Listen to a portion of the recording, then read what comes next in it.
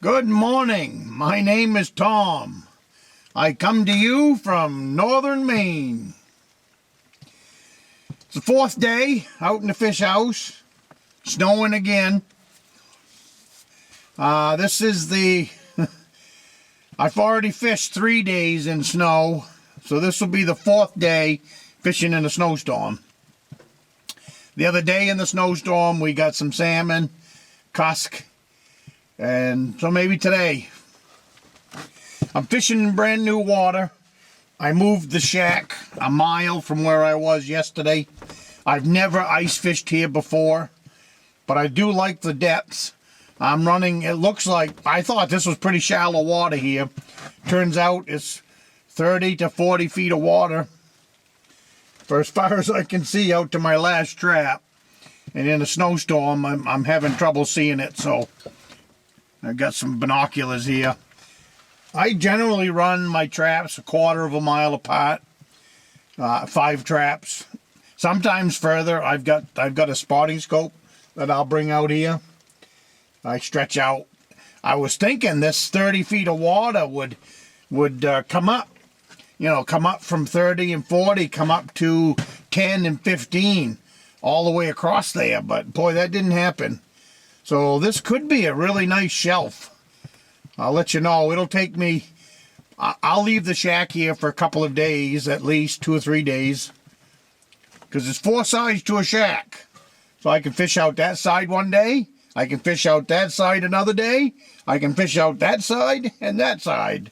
So really, to fish a body of water that's brand new to you, it's a 4-day job. I generally start fishing at 8 o'clock in the morning, and I fish until dark every day. I don't quit at 2. I don't quit at 3. Some of your best fishing is just like deer hunting. I'm looking out the window trying to keep track of my traps. Lake trout fishing, stuff like that, is just like deer hunting.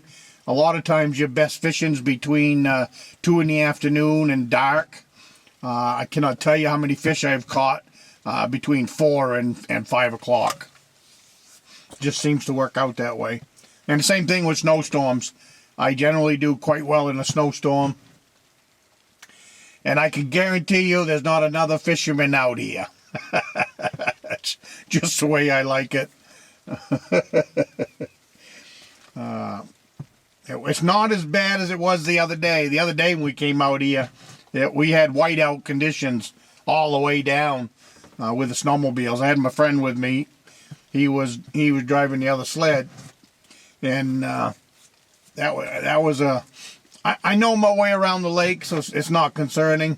But whiteout conditions, you better know where you're headed, because everything out here, when it's all white, all looks the same. Especially if you get away from shore. I am approximately 7 miles from the cabin. So I got high hopes for this piece of water. I've seen some nice cusk pulled out of 15 feet of water. They come up from the deep water and spawn. And I'm pretty sure this is all gravel here.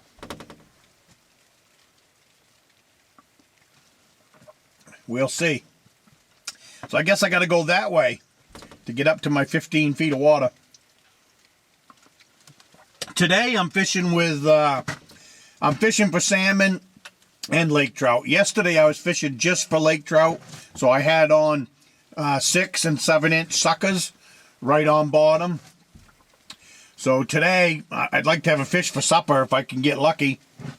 Today I would like to, so today I've got 3 suckers on, right on bottom, and I've got a shiner at 6 feet, and I've got a shiner right on bottom too. So I got 4 traps on bottom, 1 6 feet under the ice. And with any luck, I'll pick up, like I said, a salmon for supper. That would be nice. I've run out of salmon. So we'll see what happens. I'm going to take you off your pedestal there now, and I'm going to take you outside so you can see the the snowstorm that we're in. It's not really coming down hard, but we're just enough to make it snow. I think we're supposed to get 4 to 5 inches, so that's nothing up here. And yesterday, I videotaped it a little bit, but you can't. There's no way that you can. I think you can see it on the camera. Probably a half a mile away, 7 illegal aliens come out of the Canadian forest and cross the lake. Well, maybe we should back up a minute. 7 deer came out of the Canadian woods and crossed the lake.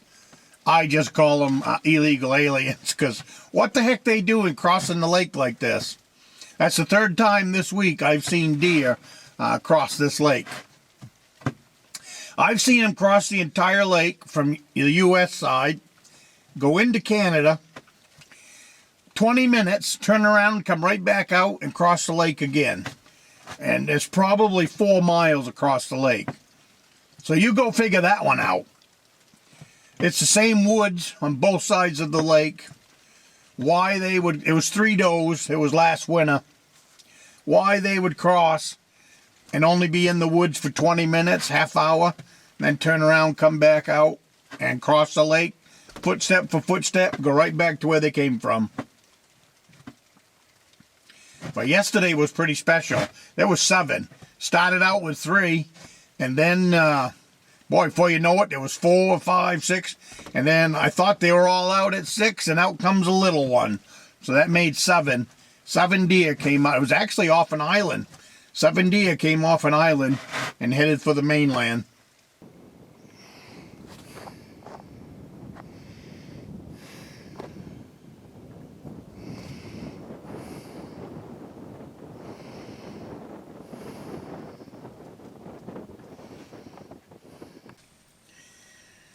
Good morning. I'm coming to you from the fish house.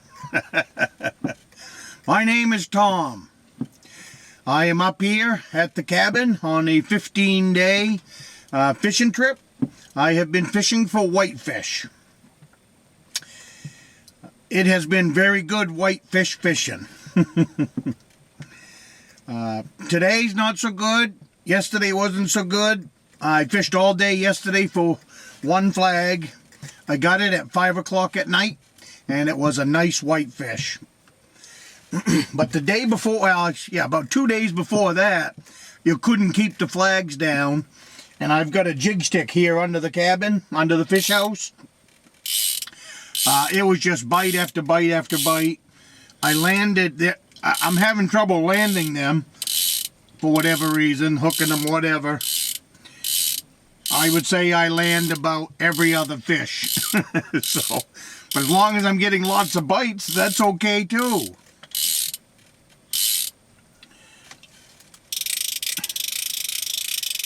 But I've noticed they was coming in between 2 o'clock in the afternoon and 4, and then it got closer to 5. Now we've had the time change.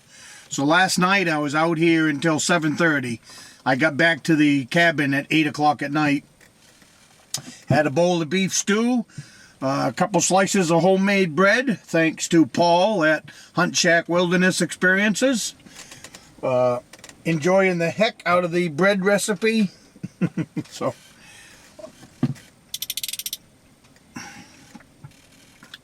was it 3 days ago I landed 6 whitefish between 16 and 17 inches long. Maybe there was a couple in there 15. I'd have to look at my sheet of paper to remember everything. I had a couple here not too long ago interested in my lure down there. I'm using a Markham LX5.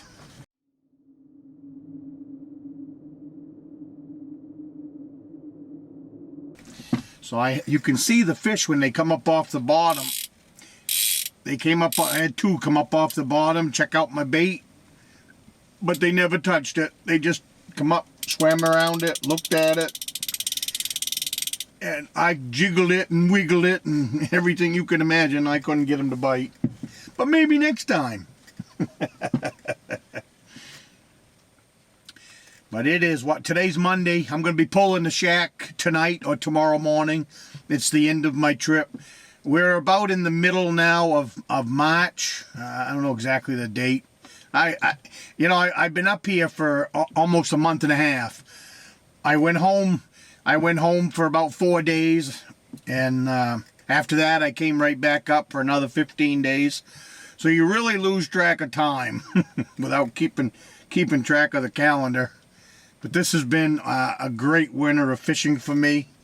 I don't normally get this much time, but getting this much time this year, I definitely am going to try this for next year. I know I've mentioned this earlier in other videos. I will be building another fish house.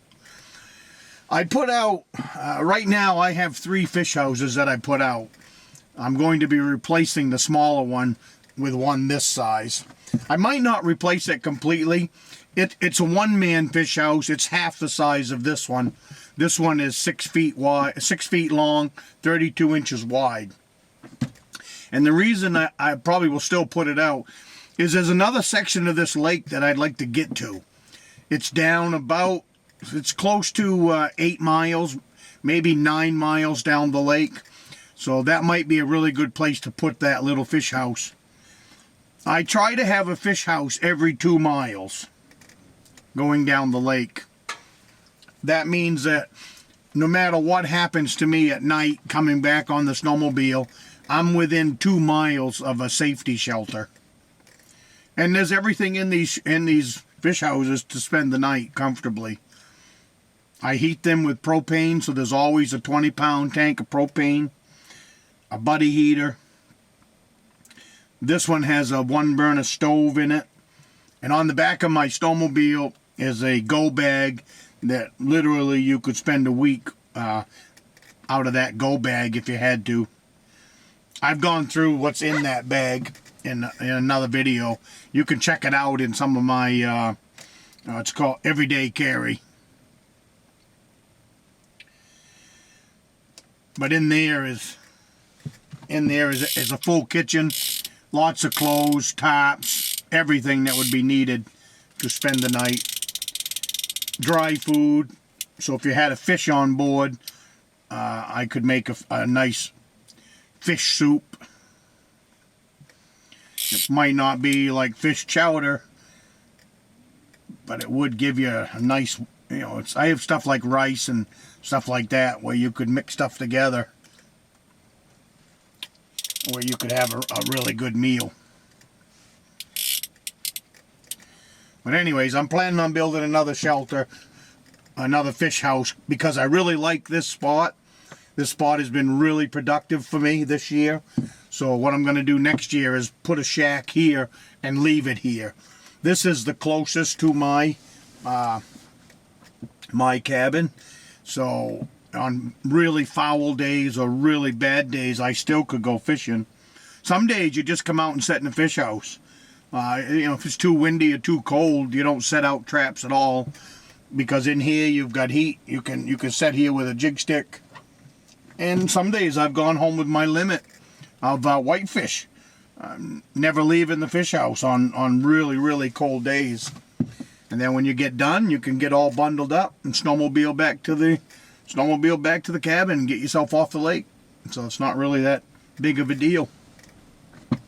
But by having a fish house every 2 miles, they will be strategically located, not only for good fishing, but also for that I'm able to get to them if I need to.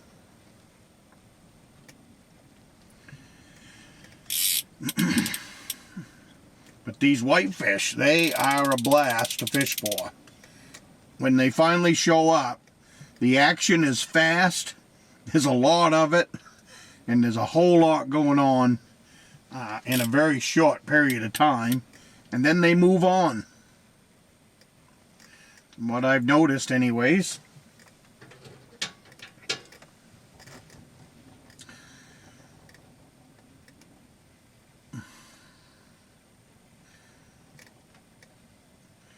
So this will be wrapping up my ice fishing season, and now we're getting ready to watch the snow melt, and then it'll be time to get the boats out, get them prepared for spring fishing.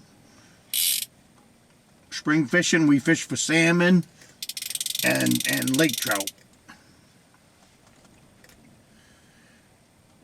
What I'll be doing this year is, where this shack is sitting right now, it's kind of like just a big bay of this lake. This lake is 30 miles long, but this big bay here is the size of a small lake. So what I'm going to do with my boat early spring is I'm going to come up here and I'm going to take compass readings from that shore over there and go in a straight line all the way across. Then turn around and come back, setting over. And what I'll be doing is mapping out the bottom. There are no depth maps for this lake that are good quality. I have one.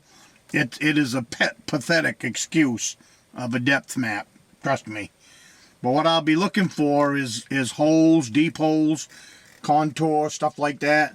And then I'll be marking it out with my GPS, as well as what I do is I draw a picture of whatever piece of lake I'm doing, and I build my own depth map. And then that's what I'll use for ice fishing next winter. But I have been playing with these whitefish, moving my traps all over the place, trying to get a feel for where they bite the best. And the shack has been good, but 100 yards that way has been better. So next winter my shack will probably be setting over there another 100 yards. I'm also running some big suckers for lake trout, because lakers, salmon, and cuss, they all inhabit the same water. These whitefish, they all inhabit the same water. So these flags could pop for anything, not just whitefish. I have them set for whitefish. What that means is I'm running a fairly small bait. But that doesn't mean you can't catch a 10-pound laker on a small bait. I know of 10-pounders that were caught on 2-inch smelts. And when I look in the bellies of the salmon that I catch, they sometimes have a half a dozen to a dozen 1 inch to 1.25 inch shiners. So that's what my bait is this trip. When I came up this time, I had suckers left over, but I brought up about 10 dozen of shiners, 1.25 inch to 1.5 inch. Some less, some are only 3/4 inch, and I'm using those for jig bait. I put them on my jig stick, the little tiny ones.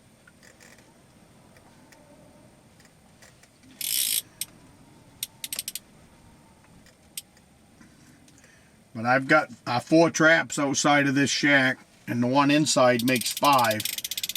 And every single one of them traps out there has been sitting in the same hole for a week. I take them out at night, bring them back, put them right back down the same hole. Every one of those holes has caught several whitefish. So that tells me that this portion of the lake, the whitefish are spread out quite evenly, because it's 200 yards over the shore easily, maybe 300. Looking that way, due south. It's supposed to snow tonight, so usually the whitefish bite pretty good when it's going to snow. So I was hoping today that the whitefish would come in here hard. And and the last couple of days it's been 4 o'clock on, so right now I'm hoping for salmon out there, and then about 4 o'clock on I'm hoping that we move on to the whitefish. I've got 3 of them back at the cabin right now in the cooler. I'd like to have a couple for supper, and I'd like to bring a couple home if I can. My beef stew is finally gone. I finished it up last night. A beef soup, not really a beef stew. But by the time I got done cooking it 8-9 days in a row, it was a stew. I didn't add any water to it, so it kept getting thicker and thicker. Let's see, today's Monday, so that would have been, I made it last Tuesday, so 7 days ago. I ate almost every night off that Dutch oven filled with beef soup. So, I did have one night there, I had some whitefish.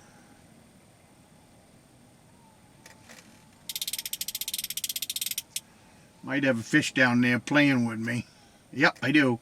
Let's see if we can get one. He just came up off bottom. He just went back down.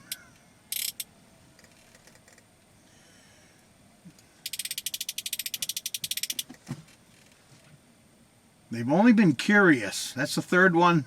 There he is. Come on, come on, come on, come on.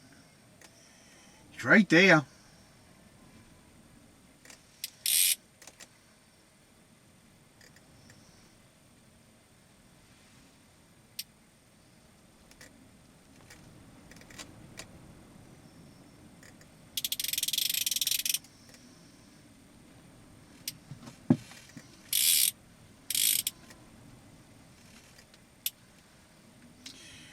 It's probably a whitefish.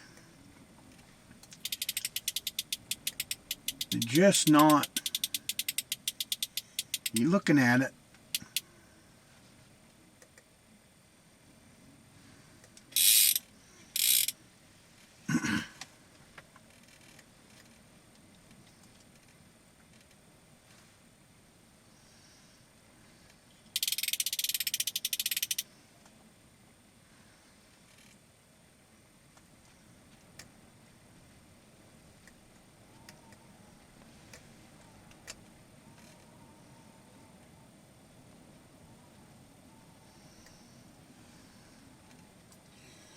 Well, he gone.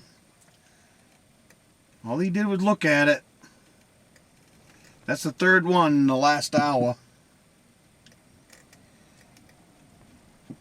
He just came up to take a little peek. So what you got to do after they come up and take a little peek is you got to reel up and check your bait, because they are wicked bait stealers.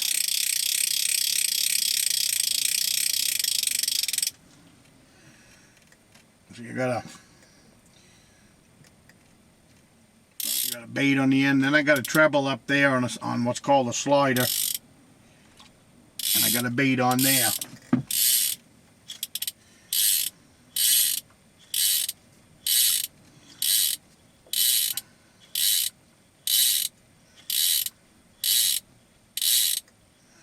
There he is. Come on.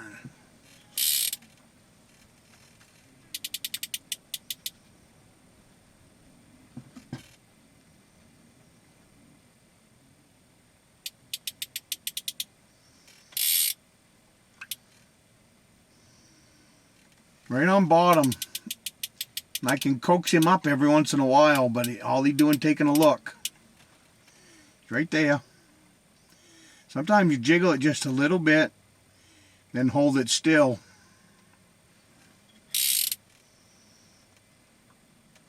You can coax him into biting it. I think what it is they're just being extra finicky. They're probably down there eating a specific food. And every once in a while you can entice one to come up and smack you. I'm going to change my bottom lure. Sometimes that helps. He's right there. I got to go back down and see.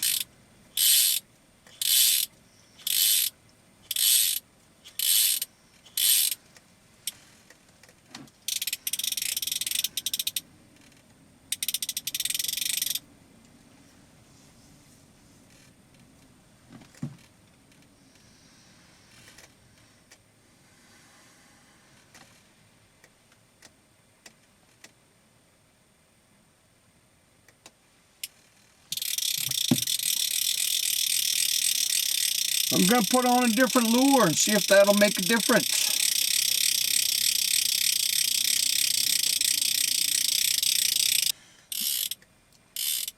Alright, I put on a different lure. I know there's fish hanging around down there. They keep coming up to check me out. We'll see. I just put on a tried and true Swedish pimple. A little heavier, might stir up a little more bottom. If you're not hitting the bottom every once in a while and jigging, you're not whitefish fishing.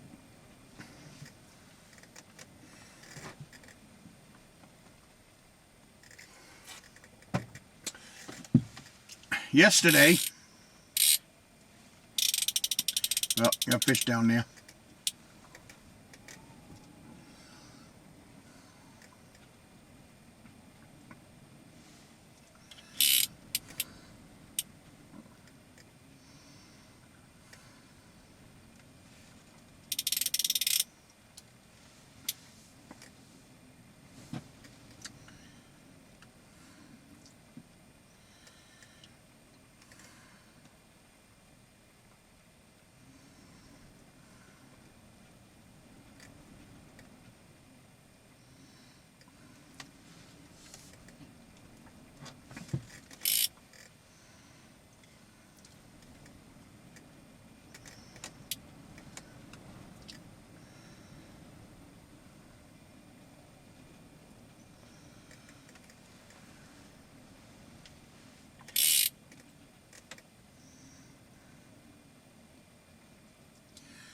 I don't know.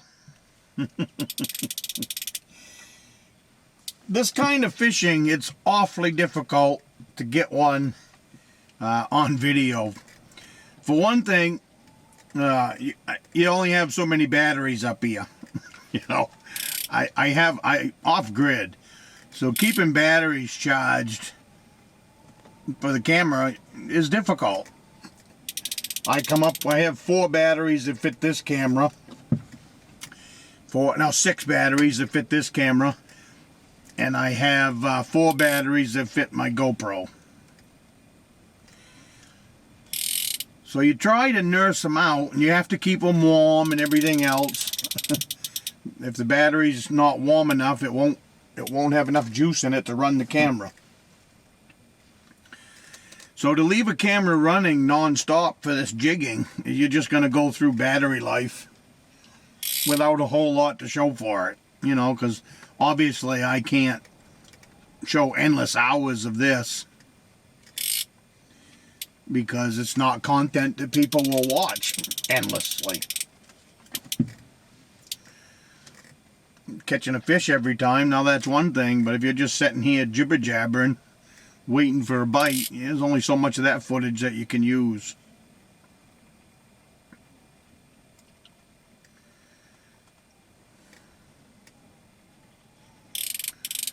But right now, the conditions on this lake for travel is the best that I've seen in many years. Especially this time of year. Right now we have over 2 feet of ice. And what snow was on top, 2 weeks ago there was 1.5 to 2 feet of fluffy snow all the way to the bottom that I was going to have to shovel through. You probably saw it in some of my videos, or if you haven't, you will.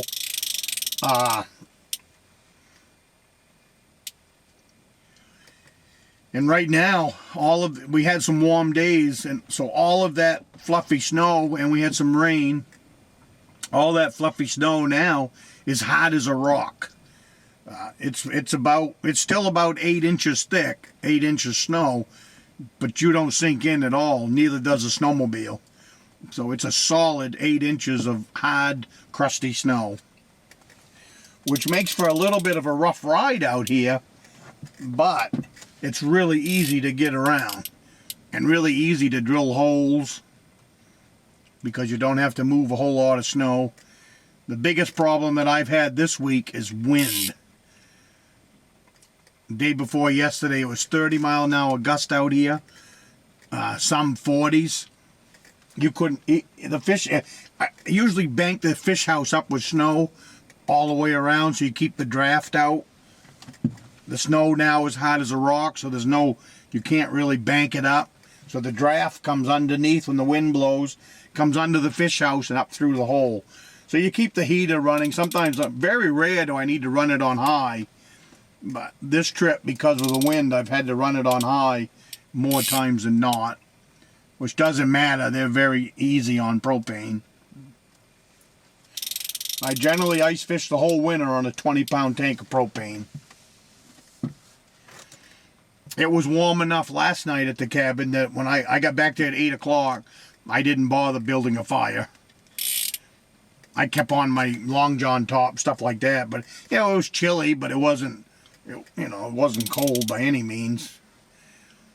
And then I just went to bed after I had supper.